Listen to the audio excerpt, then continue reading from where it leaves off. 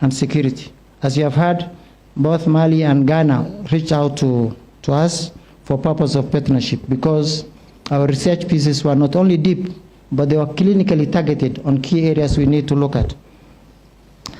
Honorable Cabinet Secretary, a month ago I was in Sierra Leone by a forum organized by an American think tank called the Catalyst for Peace. I also conveyed greetings from General Opande. Sir, if you are in that room, the standing ovation his name was accorded is because he helped secure that country.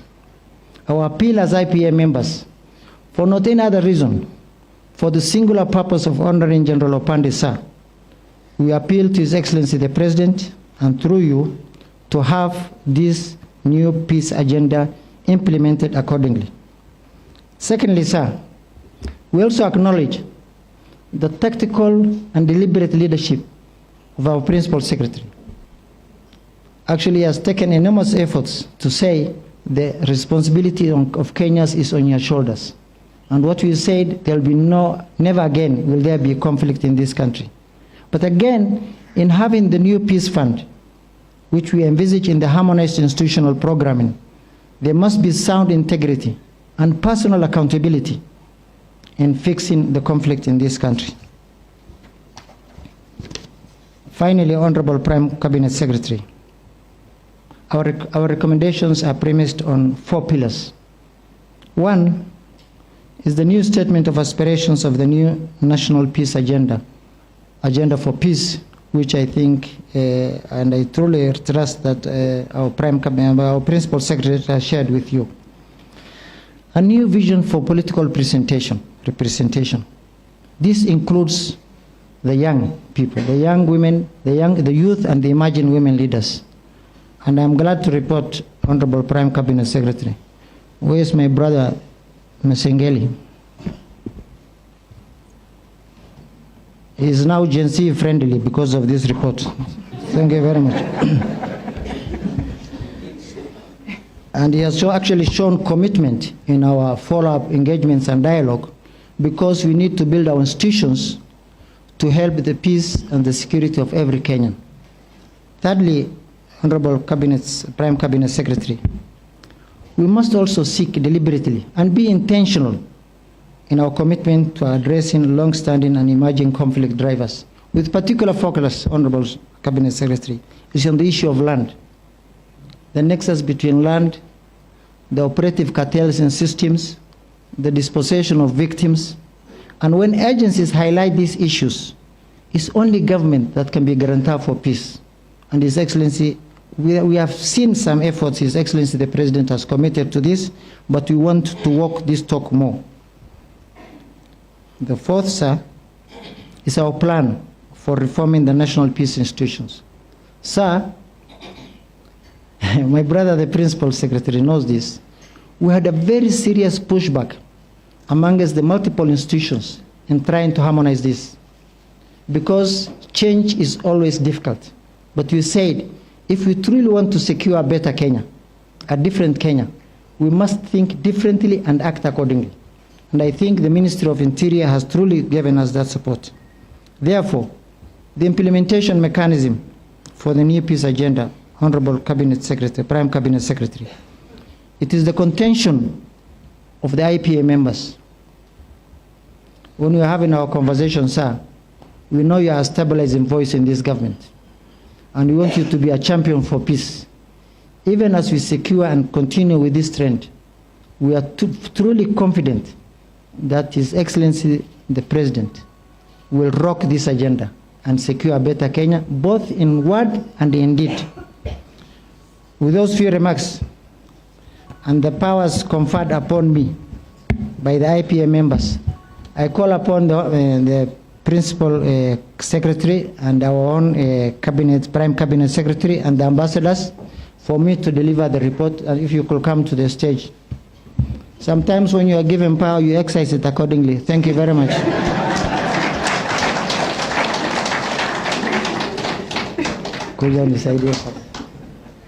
give to the Principal Secretary and I give it to you and the ambassadors because they are part of it.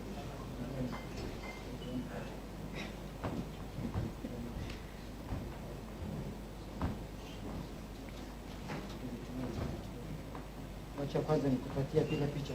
Patia. Mko tayari?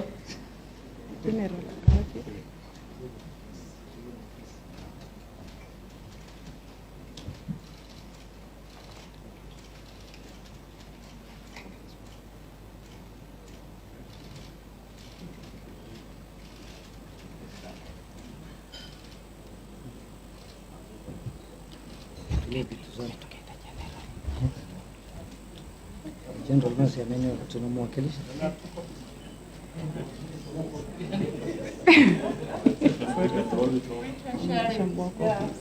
We can share as it continues.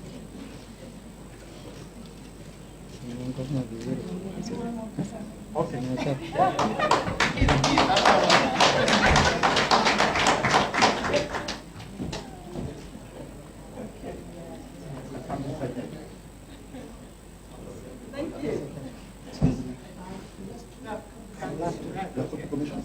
No, patia huyo.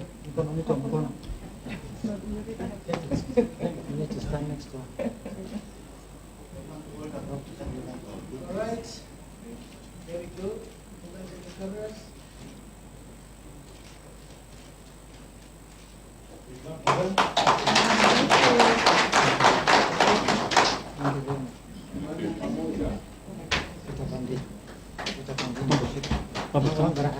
Thank you very much,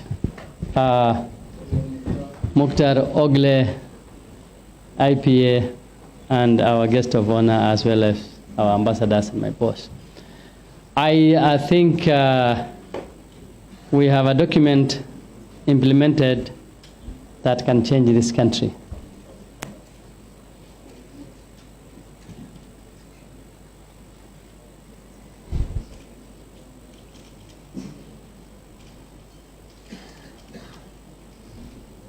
Allow me now to invite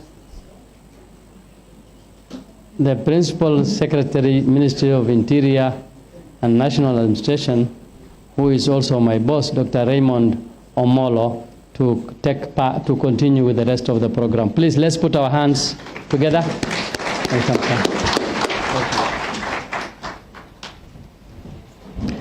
Thank you, Mr. Barre, for taking us through the first part of the program. At the penultimate stage, where we will have just 3 to 4 speakers before we invite the Prime Cabinet Secretary and the Cabinet Secretary for Interior and National Administration to speak to us. Your Excellency, the Prime Cabinet Secretary, Your Excellency, the ambassadors, colleagues, the Deputy Inspector General of Police, the County Commissioner, members of independent institutions, colleagues from the clergy, led by the Archbishop of the Anglican Church. Allow me to say good morning once again. Good morning. Yes, without much ado, I would want to invite Ambassador Caroline of Sweden to come to stage and make a few remarks. And as she comes, may we give her a big round of applause to welcome her. Yeah.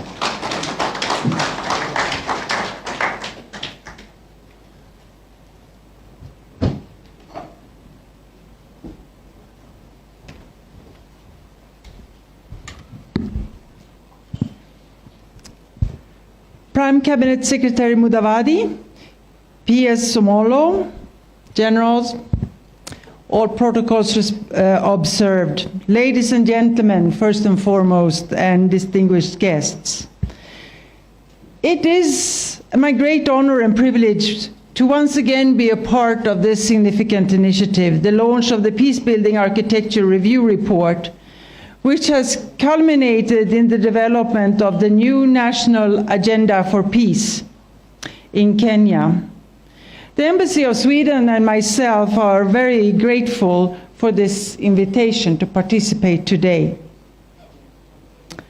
Sweden has, since the independence of Kenya, consistently supported efforts to realize human rights and fundamental freedoms in this country and beyond. And over the past several years, Kenya has made significant strides in building a more peaceful and secure society. This progress is largely attributed to the Kenya Peace and Security Program, which was funded by Sweden and other donors and implemented by the United Nations Development Program, UNDP, between 2014 and 19. And this program has been instrumental in laying the foundation for sustainable peace and community security across the country. When I arrived in Kenya in September 2020, I came from a conflict-ridden country, Afghanistan, and I saw with my own eyes there that conflict means no development. But one of my first field trips I did was to Mombasa and Kilifi, and I did that together with the UNDP representative at the time, with the representatives from Ministry of Interior, and with Reverend Kobia from NCIC, to observe and to interact with all the local organizations involved in the program on the coast. The Kenya Peace and Security Program focused on several key areas: to strengthen the institutional frameworks, to enhance the capacity of national and local institutions to manage and resolve conflicts. The community-based peace initiative, recognizing that sustainable peace must be rooted in local communities. This program, over those years, supported numerous grassroots initiatives. They empowered the communities to take an active role in peace building, fostering dialogue, and promote reconciliation. Address root causes and conflict. The program tackled underlying issues such as poverty, inequality, and marginalization, which often fuel conflict. We hope by that to create or help to create a more inclusive and equitable society. Promoting gender equality. It was a strong emphasis on the women in peace building. It supported initiatives that decreased women's participation in peace processes and decision-making at all levels. And, important on the coast, countering violent extremism. In responding to a growing threat on violent extremism, the program implemented strategies to prevent radicalization and promote social cohesion. From that program, there were great pragmatic milestones realized that the embassy believe have helped in shaping the peace-building architecture that is being launched today. Some of those include enhanced partnership and capacity for state and non-state actors in conflict research, peace building, and cohesion. Enhanced collaboration between key stakeholders at the national, but also at the county level, to address boundary disputes, respond to threats to peace, and to develop policy frameworks for peace building at all levels. Review and approval of the National Cohesion and Peace Building Bill of the National Cohesion and Integration Act, providing a framework for appointment of commissioners and harmonizing of peace structures. And updating, automating, and engendering of the National Conflict Early Warning Response System and devolving it to county levels. All these achievements are a testament of the power of collaboration and partnership. The program brought together government agencies, civil society organizations, community leaders, and international partners, all working together towards a common goal of peace and security in Kenya. But despite significant progress, Kenya faces several pressing issues that required urgent attention to ensure holistic peace and tranquility. The National Police Service relationship with the public is a critical concern.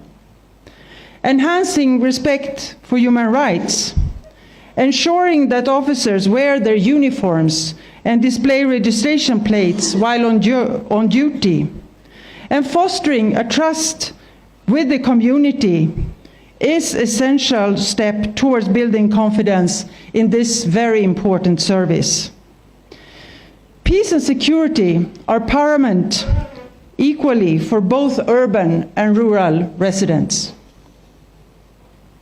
Widespread corruption also poses a significant threat to Kenya's development, but also to its security, as illicit funds often finance actions that go against peace and security, like terrorism, but also large-scale cattle rustling and illicit trade with cattle that we know goes on in the north. Ensuring access to justice, natural resources, and the protection of rights without the need to pay a bribe is crucial. Addressing these injustices is vital to prevent conflict and to promote a just society. For Sweden, who together with Norway has financed the work of the new National Agenda for Peace, the right of the poor and the oppressed to the same protection and justice as everyone else is fundamental. As we launch this Peacebuilding Architecture Review report today, we are reminded of the critical importance of sustained commitment and collaboration. This report not only celebrates past achievements, but also provides a really strategic roadmap for the future. And it outlines important recommendations for enhancing peacebuilding efforts and ensure that progress made is both sustained but also expanded to new areas. My deepest gratitude goes to all those who have, during many, many days and hours and weeks, contributed to this significant endeavor. Let us continue to work together with renewed vigor and determination to build a more peaceful, secure, and prosperous Kenya for all its people. Thank you.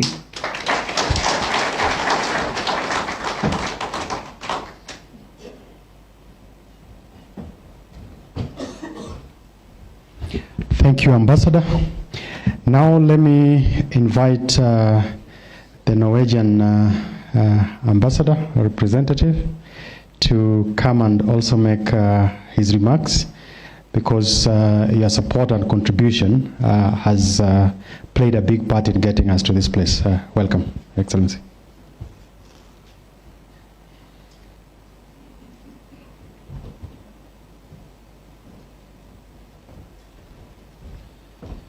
Thank you. Honorable Prime Cabinet Secretary Mudavadi, Principal Secretary Dr. Omolo, colleagues from the diplomatic corps and the UN, and first of all, congratulations to the members of the National Steering Committee on Peacebuilding and Conflict Management. Ladies and gentlemen, good morning. It is also an honor for us, Norway, to be here on the launch of the review of the Peacebuilding Architecture Report. And again, I would like to commend the members of the National Steering Committee on Peacebuilding and Conflict Management for an impressive work, and really delighted to have a copy of the report. Norway, as Sweden, is proud to be a supporter of Kenya's work on the peacebuilding architecture, and we work together with the UN. This work has received deserved attention and praise outside Kenya, and especially in the UN Peacebuilding Commission in New York, where we had a meeting earlier this year, where we also, with Kenya, basically were highlighting experiences and knowledge from this work. Kenya's peacebuilding architecture fits very well with UN's new agenda for peace. Peace diplomacy is a prominent feature of both Norwegian and Kenyan foreign policy. And we have a history together here. Kenya played a key role in brokering the comprehensive peace agreement in Sudan with the support of the Troika countries UK, US, and Norway. And today we also support the Tumaini initiative on South Sudan. Norway sees Kenya as an important actor in global peace diplomacy. But I think it's worth reminding that prevention is the most effective, most responsive, and the most cost-effective way of dealing with conflict. And this report, the Peacebuilding Architecture Review Report, focusing a lot on prevention, has many strong points, and I would like to highlight a few. First of all, The Peacebuilding report takes a very practical approach. It's an actionable report. And I think we said earlier today, we walk the talk. Peacebuilding as a concept is often seen as an academic and conceptual and not very practical. Peace talks, such as the Tumani Initiative here in Kenya, is somewhat easier to understand and grasp than, for example, fostering a culture of peace. The practical approach towards peace building with extensive consultations in order to ensure local ownership is the strength of this architecture. And it's a really impressive work that you have done in having those consultations. Second, I would also like to highlight inclusion and social cohesions. These are at the heart of the matter, and especially the importance of women's role in peace building, like my colleague from Sweden also highlighted. Because effective peace building, or peacekeeping for that matter, can't be done without women and women-led organizations. Women are half of humanity. They bring to the table valuable frontline experience and unique perspectives, something that we simply cannot do without. Women's participation and engagement are important for effective peace building in the long run. And also, I would like to highlight the last point that we have also been inspired by the review, and especially the meeting we had in New York. Because we have taken note of the value of having a very comprehensive approach to peace building and prevention, basically a whole of government approach. In Norway, we don't have a whole of government approach, but rather many different sector approaches. We have one strategy for dealing with organized crime and one for violent extremism, to name a few. So it makes a lot of sense for us to study the report we have and study the process that you have to see if we could also improve our own whole of government approach and also include civil society and all kind of actors that you have done. That is, I must say, that is really impressive. So in conclusion, it has been a pleasure to be part of this peace building architecture review process. No doubt that this needs a long-term perspective, but the approach that Kenya has taken will prove to be important not only for Kenya, but also as a textbook example to draw inspiration from for many other countries. And I think that was one of the really inspiring things was we had these meetings in New York, and it was not a hot conflict in a sense. It was actually talking about prevention. And this is something we do very rarely. So this is really, I mean it when I say it's a textbook example. But it goes without saying that in order for the peace-building architecture to succeed in Kenya, there needs to be strong political backing, like we see today, and engagement. So thank you so much, and I wish you good luck.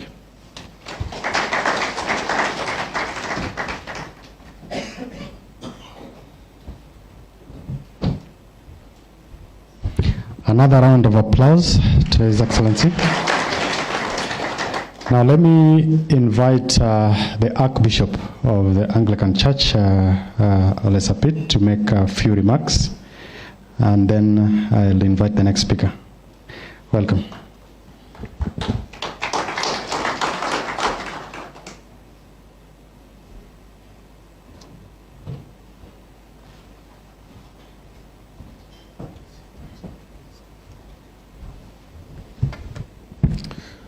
Prime Cabinet Secretary, the Principal Secretaries, Ambassadors, Your Excellencies, General Pande, who led this process, and your team, the Provincial Administration, and all of us. Good morning. We are so delighted today to come here and receive this great architecture for peace building in Kenya, which has been a great effort by a team of eminent persons put together to review and reflect on the Kenyan journey towards peace.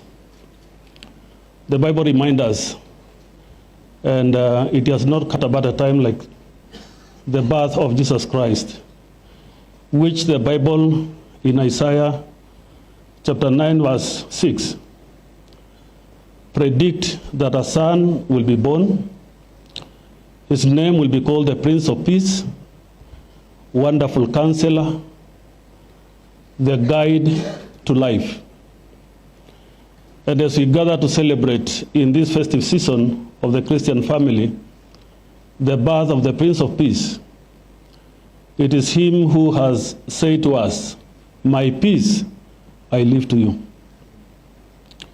The writer of the letter of Hebrews, chapter 12, verse 14, also reminds us as humanity that we have a calling to pursue peace with all men, and that peace which without it none of us can see the Lord. That also demonstrates the way to our Maker is the way of peace. And unless we have that peace, we cannot have a relationship. Peace building, and I have seen in the 4 pillars, is all about relationship building. It has to be anchored to what connects us as society. It has to be anchored to the heart and to the mind. That we must understand that my peace is your peace. And my peace and your peace become our community peace. My community peace and the other community peace become our peace. And we all put our peace together. We will have a peaceful Kenya, a nation we shall all be proud of, a country that we shall drive. For without peace, there will be no development. Without peace, there will be no future for our children. Without peace, there will be no hope, even for us who believe in eternity, of entering into eternal life. For conflict breed sin, and sin annihilates us from the presence of God. So mine today is to say a big thank you for the team. As a church, we have been involved in Baringo, in peace building. We have been involved in Narok, especially the western part of it. And we have teamed up with many other actors in this pursuit of peace. May God bless us as we continue to journey in this endeavor to make our community life engaging and relational. For without genuine relationships, we cannot be a people. So later when we come to close with a prayer and bless this document, we will speak God's blessings to this nation, that the peace of this nation become the peace of the neighborhood and the region of the Horn of Africa.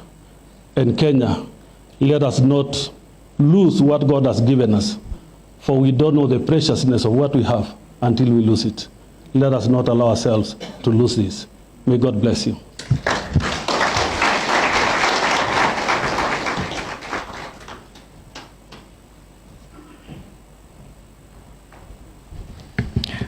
Another round of applause to the Archbishop. Your Excellency, with your permission, allow me to invite Madalena, who is representing the county rep for UNDP, and by extension also the resident coordinator for the UN in Nairobi. Thank you.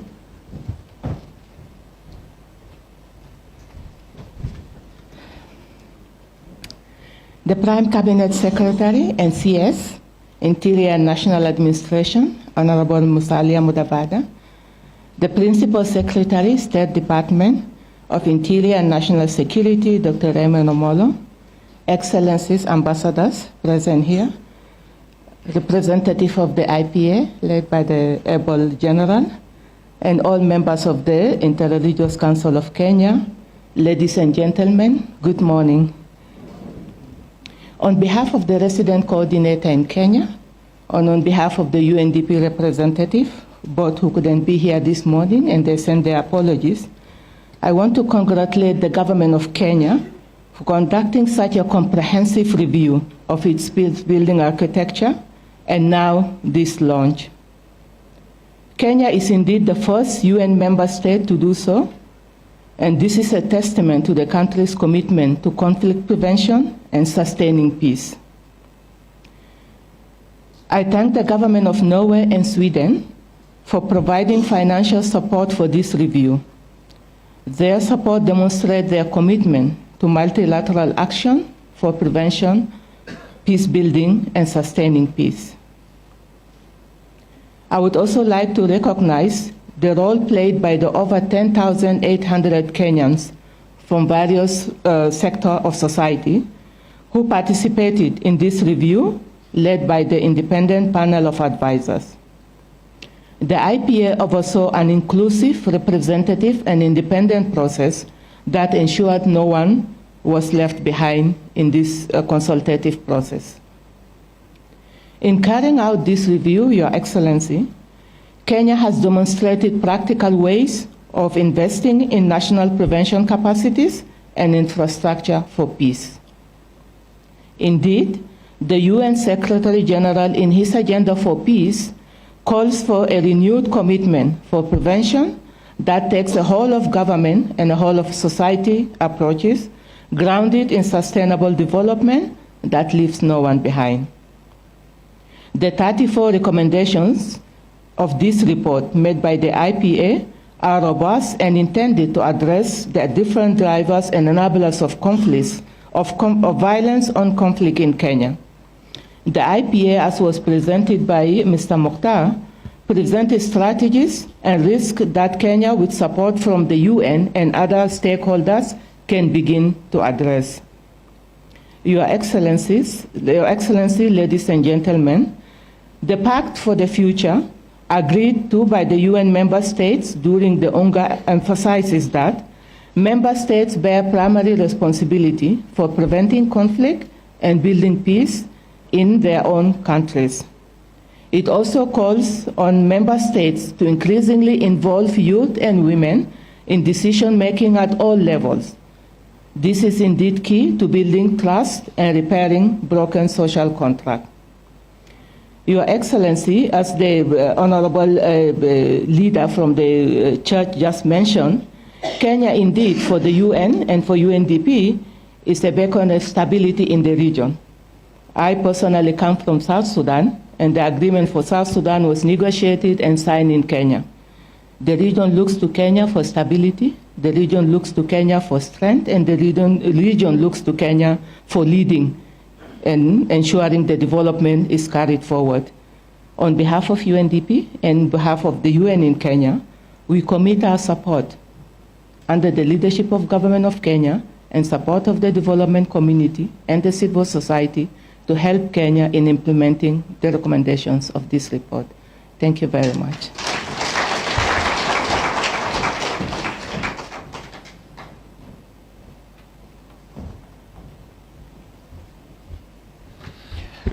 Excellency, allow me to make very brief remarks.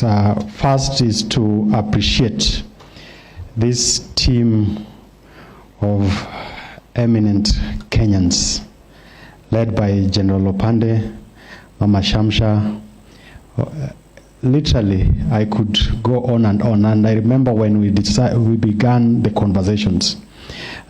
First, of course, the decision to appoint these eminent personalities, and then when they went out to engage various communities, and they did a robust assignment. They literally went to every corner of this country. If you look at the raw data, and it went through a lot of iterations. I remember on occasions we'd have early morning meetings just to look at what they were picking up. And in those engagements, there are very strong views on a number of things. I remember at one point I was trying to push back on certain things. But at the end of the day, I really appreciated their level of engagement and independence and genuineness to try and help this country move forward.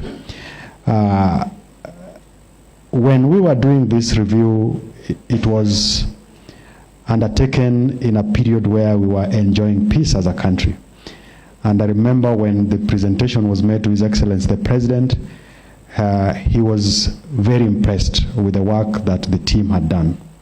But I remember him challenging them further to look into certain aspects of it, particularly the political question on how we can be able to still have and entertain varying political views and keep the country peaceful. Then we were out there showcasing what the country had done. We went to the UN and together with Norway and Sweden, again, these are very exceptional countries, not just because they are from the West, but there's so much that they've done, and there's so much that as the entirety of humanity, we look up to these two countries. But then they were also able to put in resources to enable this work to be undertaken. Initially, we had intended to launch this before March. Then we moved it to June. And when we were about to launch it, then whatever happened, happened, and we were all in this country. And for me, this just goes to underscore how fragile societies are, and particularly our society. That on the backdrop of celebrating that we were undertaking this exercise when we were peaceful, a few weeks later, things really degenerated. And some of the issues that were being brought up were some of the issues that had been picked up by these eminent Kenyans. And it is my hope that when we look at the 4 broader areas of focus that they are recommending, we'll be able to take them forward.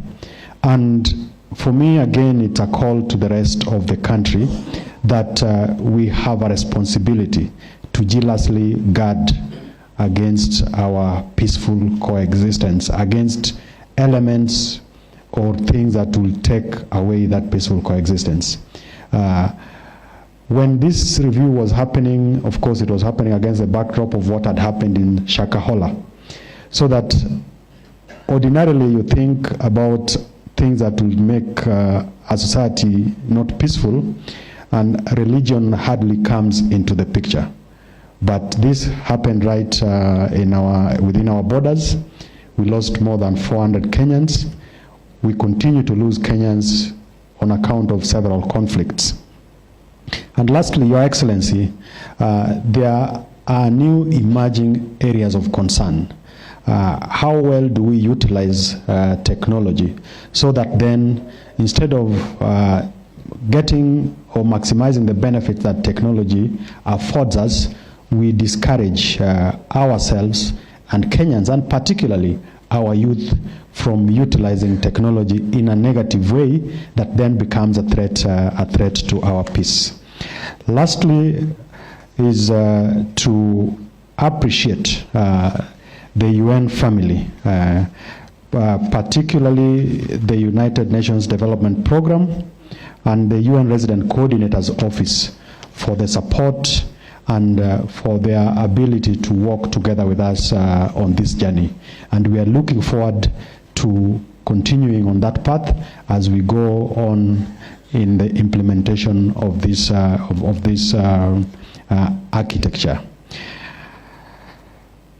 Ladies and gentlemen, I would want to humbly request that we be upstanding as I invite the Prime Cabinet Secretary and the Cabinet Secretary for Interior and National Administration to speak to us. Karibu. Let's give him a warm round of applause. Thank you. Please be seated.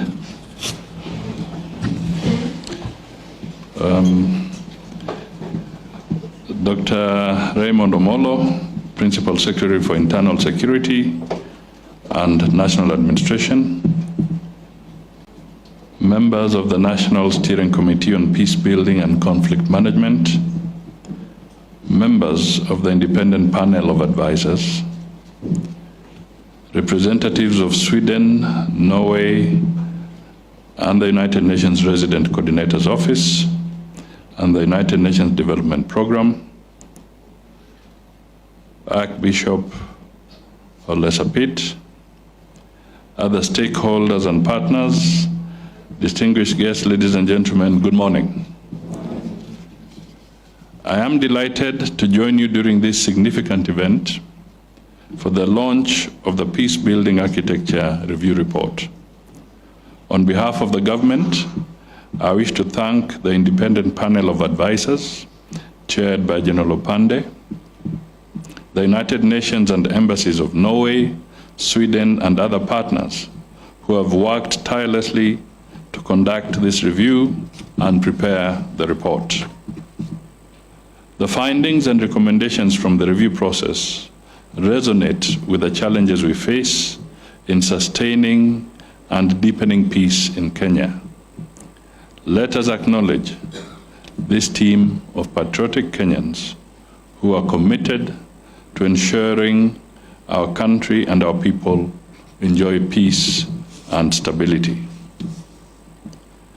Deepening and sustaining peace is a top priority of our government. Peace is an important precondition for us to achieve socio-economic transformation anchored on the bottom-up transformation agenda priorities and the Kenya Vision 2030. The moment is here for us, individually and collectively, to articulate a new national agenda for peace, to enhance shared prosperity among all communities across the country. And while we face these complex challenges from time to time, such deep self-reflections are important for ensuring we remain resilient as we build a more prosperous country. The recommendations of this report provide an opportunity for us to engage constructively on the issues that our young people have raised in recent months. It offers a new opportunity for us to strengthen our peace-building institutional arrangements. Implementation of the recommendations of this report will be a great first step in demonstrating that the government is listening and responding to the voices of the people. I have therefore requested PS Omolo to spearhead the implementation process, including constituting a broad-based team that will ensure no one is left behind in this great initiative. This process will demonstrate our resolve to deal with the escalating digital threats to our peace, which are manifested in information manipulation, online toxic content, fake news, and incitement. This should be prioritized in the implementation process. I'm well aware that peace-building work requires enhanced funding from the government and partners in this ecosystem. Let me reaffirm the government's commitment to enhance funding for this initiative, even as we appreciate the resource constraints that we face. Let me conclude by acknowledging all our partners, and I will repeat, including the United Nations, Sweden, and Norway. Your technical and financial support, including helping us to set up a peace-building fund, will strengthen our journey towards a more peaceful country. I also wish to appreciate all the stakeholders that you represent during this forum. Your perspectives will enable us to achieve strong consensus on how the recommendations of this review should be implemented. Ladies and gentlemen, before I formally launch the report, let me just highlight one or two things. First, let me echo the remarks made by the Archbishop that we should never take peace for granted. It is a gift from God.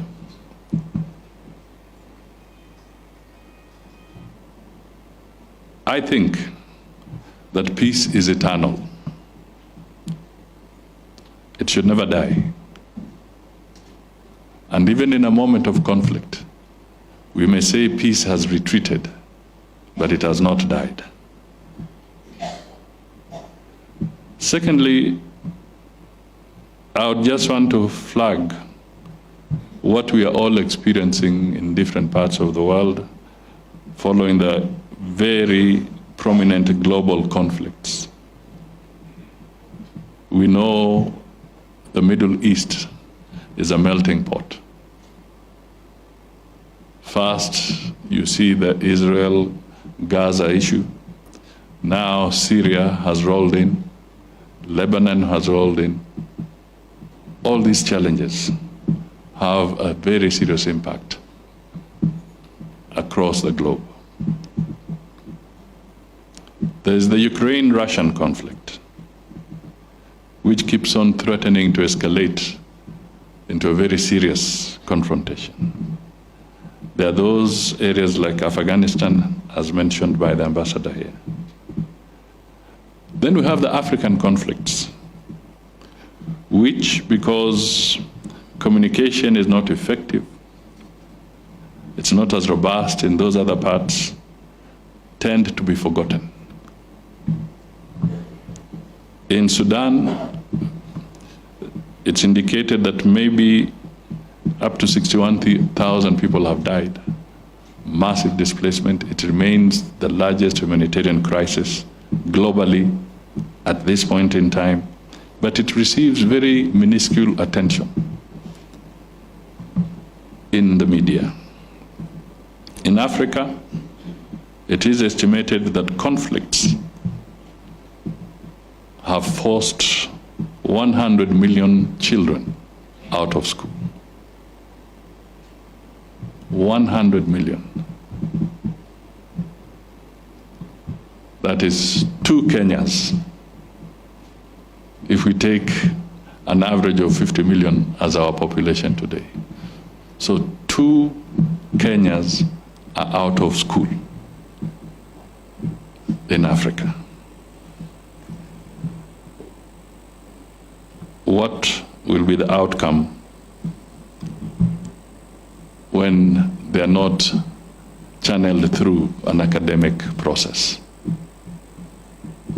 We then have the serious impact, as highlighted very carefully, on matters of investment, the economy, food security, delivery of health. All these are very challenging times. Then we have the disruption around technology. And Your Excellencies, I don't know, but let me go a little bit old school. Lately, you'll find in diplomatic language, there is now again and again the repeated language, people-to-people contact. It's coming back again. People-to-people conversations.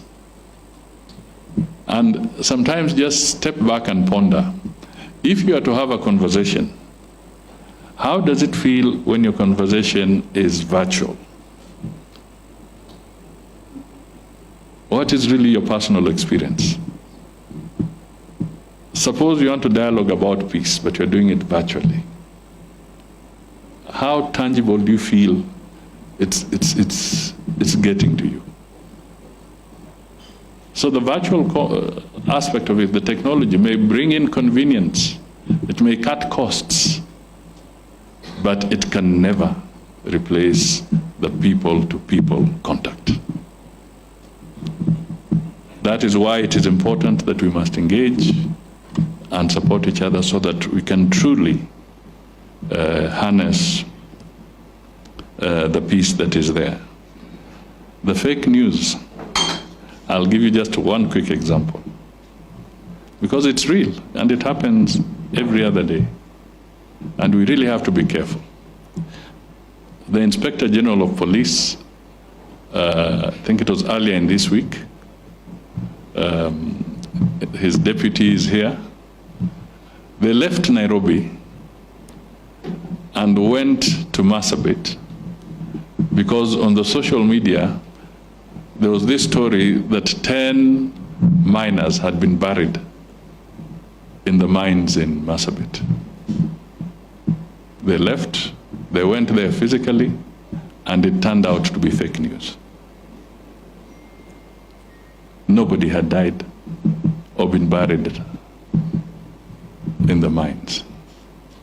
But because somebody is being socially irresponsible, you take away the Inspector General and his team to a place on a wild goose chase,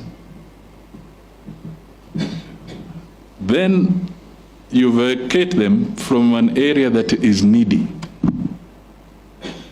That is not responsible. And these are some of the challenges that we all have to acknowledge exist, and we have to deal with them. Different countries are dealing with them differently. The other day I had a conversation with a section of the media, and they were asking, is the government of Kenya surveilling its citizens? Are they trampling on their privacy?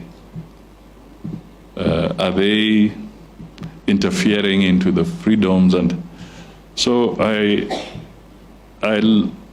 responded and I told them, please look at Article 31 of our Constitution. The whole aspect of privacy, including privacy about your communication, is enshrined in the Constitution.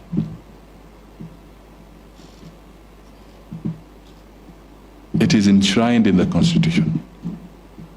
And our courts, if somebody believes that there's an infringement, nowadays people don't hesitate to take anybody to court. Whether it is from the toppest position in the executive to any position, we all face courts nowadays. So if somebody is really aggrieved, there's an avenue to be able to tackle and address those issues. However, I also asked the person who was raising the question that let us also face it. If you land in Heathrow Airport, if you land in New York, cameras or not? If you landed in Dubai, do we have cameras or don't we? If you went to the airport in Stockholm or in Norway, there are cameras.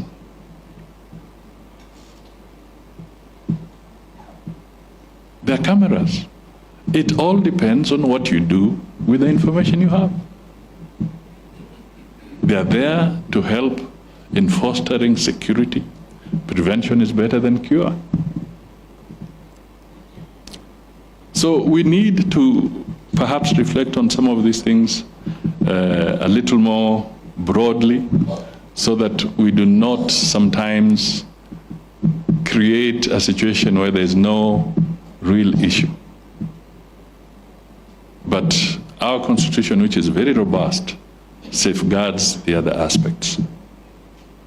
But because today we are talking peace, let me just maybe conclude by drawing your attention to the famous statement by an Oriental sage, and it said, "The wise win the war before the fight, while the ignorant fight to win the war."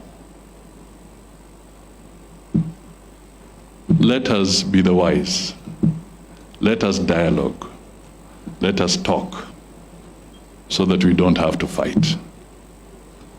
That, to me, is a very, very critical message as we wind up the year. And I want to wish you all a very prosperous Christmas and a Happy New Year, the year 2025. So it is now my pleasure and honor to declare the Peacebuilding Architecture Review Report officially launched. Let us move with speed to the implementation phase. God bless you all. Asante sana.